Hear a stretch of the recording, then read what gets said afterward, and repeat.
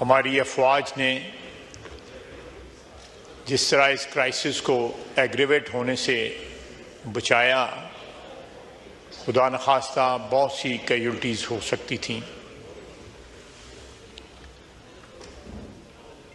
और जिस तरह उनका कंप्लीटली जो है आप कह सकते हैं कि सफाया किया, जितने भी लोग जो इस इंसिडेंट में दहशतगर्द जो इन्वॉल्व थे,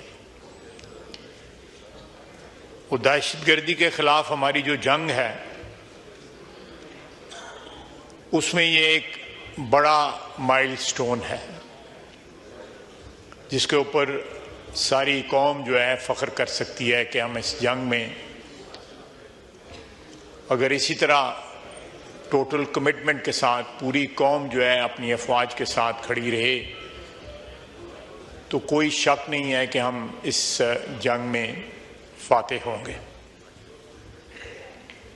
लेकिन मैं अफसोस के साथ कहूँगा कि इस सारे वाक़यात को जो भी 3 दिन में हुए या जो भी दहशतगर्दी जो है जिसमें नहते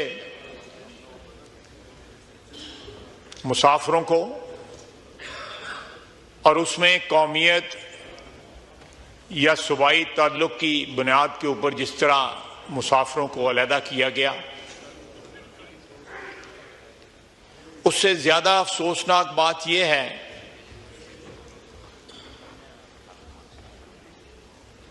कि पीटीआई के सोशल मीडिया ने जिस तरह इसको इंटरप्रेट किया है वो सारी कौम ने वो पढ़ा है। Order in the house.